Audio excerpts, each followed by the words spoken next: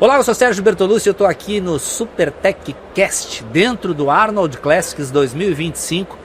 E hoje eu trago aqui mais um bate-papo excelente. O maior produtor de eventos do mundo, estou aqui com Tamer. E aí, Tamer? Tudo bem? Um prazer, muito feliz de estar aqui junto com vocês e com a Supertech, que é uma das nossas patrocinadoras oficiais da Muscle Contest International. Que legal, cara. Legal te receber aqui e contar para o público a tua ligação com a feira, com o Arnold. Sim, sim. Aqui, com tudo isso que está acontecendo aqui. Na feira a gente tem um papel mais específico, o papel de realmente produzir o evento de fisiculturismo.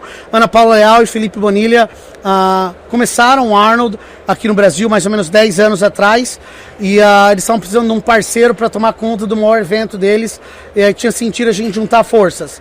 E agora eu estou promovendo um evento de fisiculturismo dentro das feiras deles e a gente faz outros eventos em conjunto, como Olímpia. Eu convidei eles para serem meus parceiros lá, né? Toda a parte do campeonato de fisiculturismo aqui é vocês que produzem. Sim. Isso, então conta um pouquinho dessa história, porque tu disse que começou há 10 anos atrás o Arnold aqui. Sim. E quando começou, não estava junto com vocês. Não. E eu acho que o mais importante da história do Arnold é o desenvolvimento da indústria, né?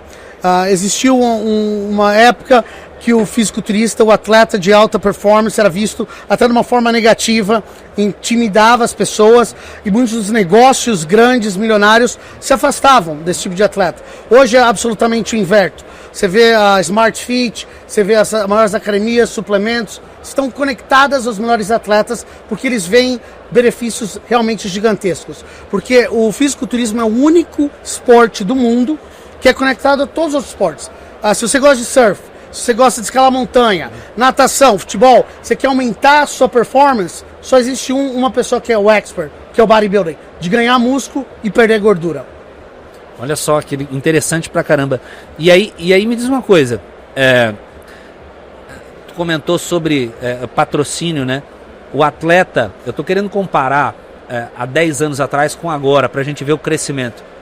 Hoje um atleta consegue viver legal com o patrocínio do físico? Olha, quando eu saí do Brasil, eu tinha 16 anos para estudar negócios. Eu peguei meu MBA e um mestrado em finanças lá e com o sonho de ser um fisiculturista, porque aqui no Brasil ser um bodybuilder era uma coisa extremamente negativa. Você não podia nem pagar o seu sanduíche de frango, literalmente, né? E ainda mais as pessoas ainda olhavam mal para você. Lá nos Estados Unidos já era um pouco diferente, existia mais respeito, mais amor pelo esporte. Eu consegui ficar profissional. Hoje você tem caras como o Ramon Dino, você tem o Renato Cariani fazendo milhões e milhões.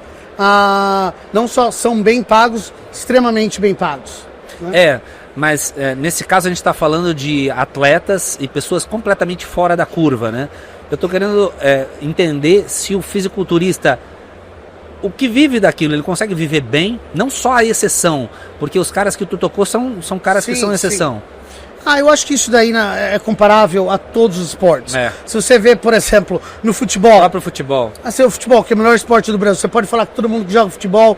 Não, absolutamente não. Existe uma discrepância significante entre qualquer profissional. Quem faz UFC, os caras estão top, eu acho que isso é mais ou menos uma coisa em geral do esporte. O que é a diferença é que antes o fisiculturista, mesmo no nível mais avançado, não tinha uma condição financeira adequada e respeito, e hoje completamente tem. Entendido, respondido.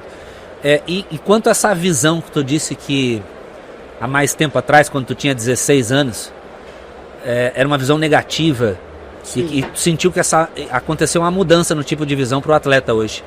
Sim. Quando eu fui para os Estados Unidos, minha maior tristeza é quando eu tornei profissional.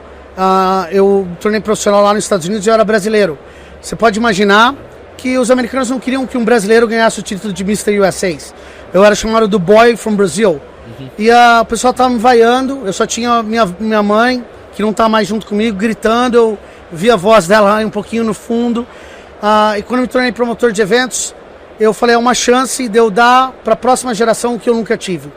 E nos primeiros 70 anos de história do Brasil, somente 5 atletas brasileiros participaram do Olímpia, que é o maior show do mundo.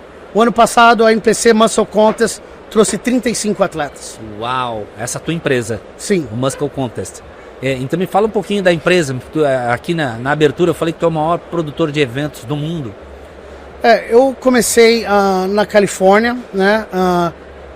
Na verdade não fui eu que comecei a companhia. Um homem chamado John Lenzi fundou 35 anos atrás, mais de 35 anos atrás, 1988, a Muscle Contest. Eu adquiri completamente ela em 2015, né? Naquele tempo tinham 15 eventos e eu realmente transformei a Muscle Contest numa corporação gigantesca. Com a minha experiência, eu trabalhei na Gold's Gym e no UFC Gym.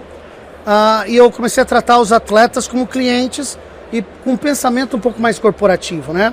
Hoje a companhia tem 256 eventos pelo mundo inteiro, em 14 diferentes países, em todos os continentes. Ásia, a gente está no Japão, Filipinas, Vietnã, Uau. Áustria, na Europa, Irlanda, Moçambique, Angola.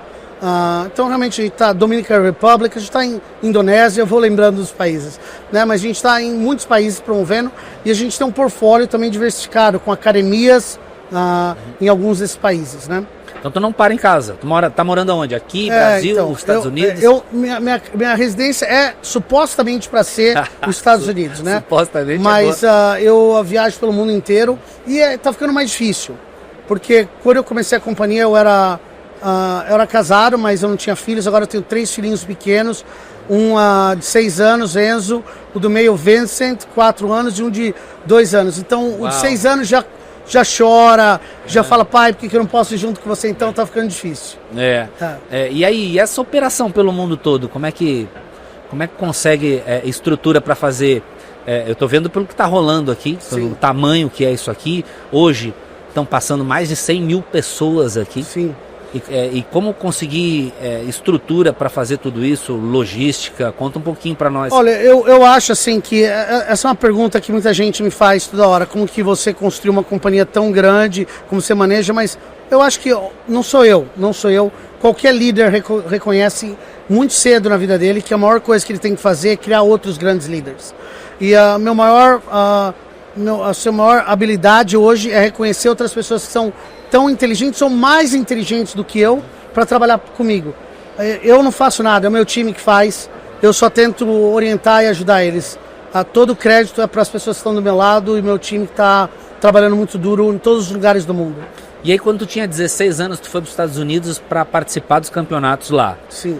E da onde que veio essa experiência toda? Porque daí o que tu fez? Foi para lá para fazer o fisiculturismo, mas de repente fez o que? Uma outra formação lá? Não, eu fui na verdade para estudar com o sonho de talvez, porque a gente nunca sabe. Você pode ter um sonho de se tornar um jogador de futebol, não significa que vai acontecer. Então eu tinha um sonho, mas eu sabia que podia acontecer ou não, então eu tinha que focalizar nos meus estudos. E eu fui lá para estudar administração de empresas. Depois eu peguei meu MBA e depois fiz um outro mestrado em finanças, mas durante esse tempo eu fui competindo, deu certo e eu acabei ganhando o USA 2 vezes. Uau. Só que eu tive um momento trágico, eu tive que me aposentar já tornando profissional, porque eu tive que fazer uma escolha.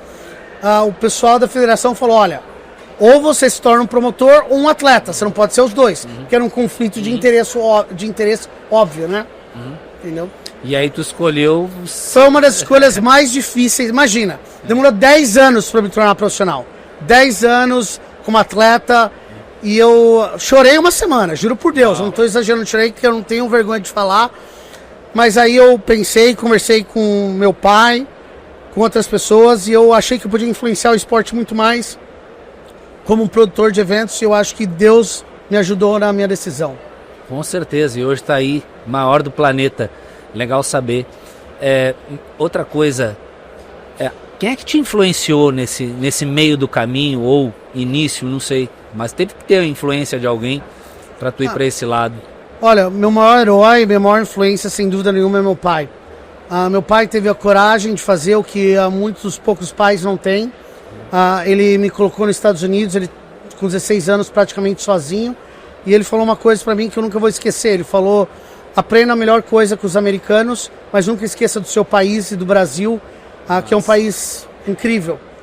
E eu não precisava ter vindo para o Brasil, eu já tinha uma situação financeira muito boa lá nos Estados Unidos. mas eu lembro que os meus melhores amigos até hoje do mundo são os brasileiros.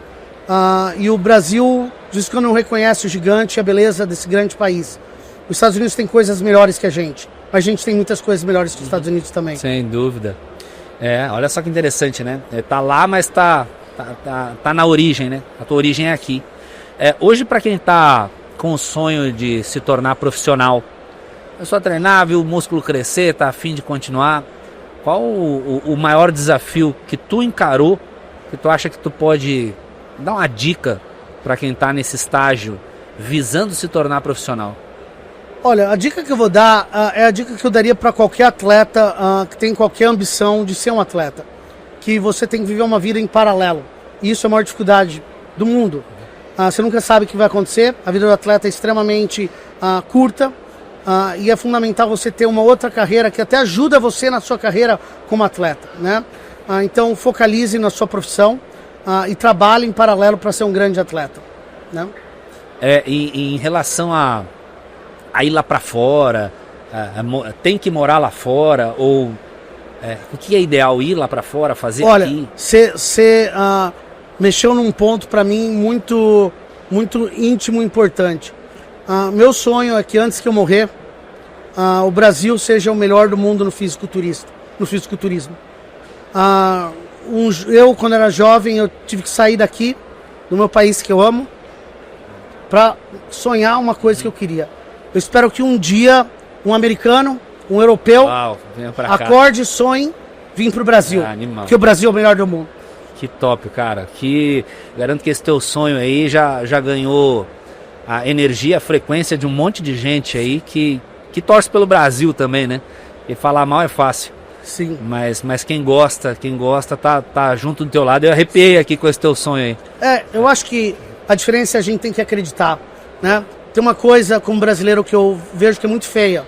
Quando o Palmeiras tá jogando lá fora, o pessoal que é corintiano, santista, eles torcem contra o Palmeiras, torcem contra o Santos. O cara esquece que é um brasileiro que tá lá. Eu acho que a gente tem que tentar. Eu não posso mudar a cultura do Brasil inteiro, mas eu posso mudar a cultura do fisiculturismo. Como um líder, e eu quero que o Brasil se torne melhor. Para se tornar o melhor, começa com o brasileiro acreditando no Brasil e amando o Brasil. Antes que falar para os outros amarem o Brasil, nós temos que amar e acreditar. Você imagina um inglês, que é uma ilha pequena. Eu garanto para você, qualquer time deles que vem jogar aqui, o inglês vai torcer para o time inglês. A gente tem que ter essa mesma mentalidade com um povo. Amar o nosso país a todo custo. Legal, né? E aí, sobre visão de negócio, tudo que está associado ao fisiculturismo, o quanto que rola de grana, o quanto que rola de negócio paralelo aí, e isso tu também lida demais com isso, né? Sim. Olha, é uma indústria não bilionária, é uma indústria trilionária, se você entende o que você está fazendo. O fisiculturismo é só o ápice da montanha, mas anti-aging, né, para você não ficar tão velho, prevenção de doenças, 85% das doenças podem ser prevenidas se a pessoa comer bem ou treinar. Treinar tem que ser a mesma coisa como escovar o dente. Você não pode chegar para uma pessoa e falar você treina ou não. Você tem que treinar. Porque se você quiser não ter doenças, não ter diabetes, você tem que treinar. Então, a gente tem que batalhar nesse sentido. Isso é uma indústria trilionária. E o fisiculturista é o cara que está no ápice inspirando todas as pessoas, né? Em relação à visão do Arnold, a gente falou do Arnold 10 anos atrás. A gente está hoje aqui em 2025. Como é que o Tamer imagina daqui a 10 anos? Como é que vai estar isso aqui? Tu tem uma visão já? Eu acho assim que a nossa maior batalha é exatamente onde a gente estava falando agora. Que menos que 10% da população brasileira vê a gente como suplementos, treinamento, como uma coisa essencial. Se a gente conseguir aumentar isso para mais 5, 10%, eu acho que a gente está na direção correta. O sonho é 100%, mas eu acho que vai ser gerações até a gente chegar lá. Já existem médicos que falam que se você não treinar 3 vezes por dia, por 30 minutos, você vai viver 10 anos mais. Isso são fatos médicos, não uma opinião, né? Então, eu acho que a gente tem que passar essa mensagem mais agressiva para o público.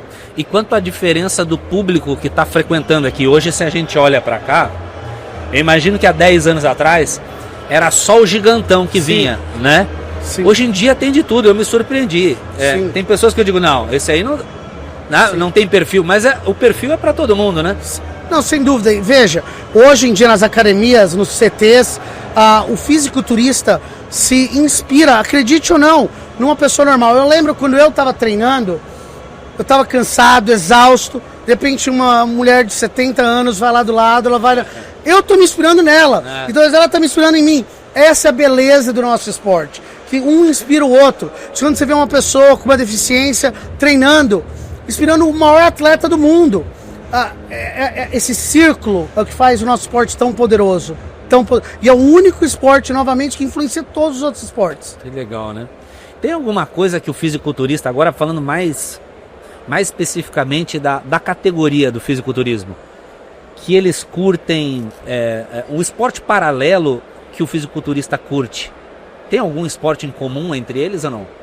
Ou isso é muito eu acho assim, é um pouco individual, mas eu acho assim, wrestling, né?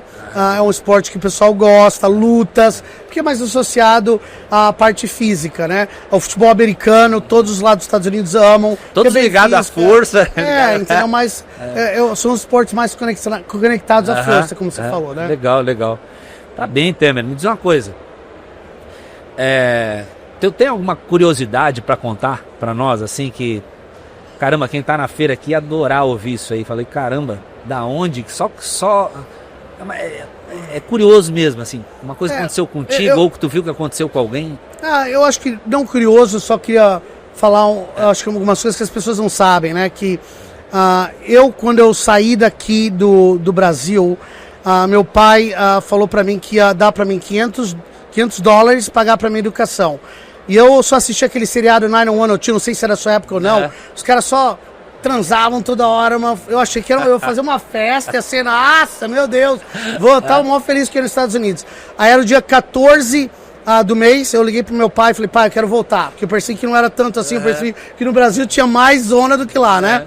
Meu pai falou, você não vai voltar, você vai ter que achar um jeito aí. Eu falei, tá bom, pai, então eu preciso de mais dinheiro, meu dinheiro acabou. Ele falou, não, sem problema nenhum, eu vou mandar para você o seu dinheiro no dia 1º do mês.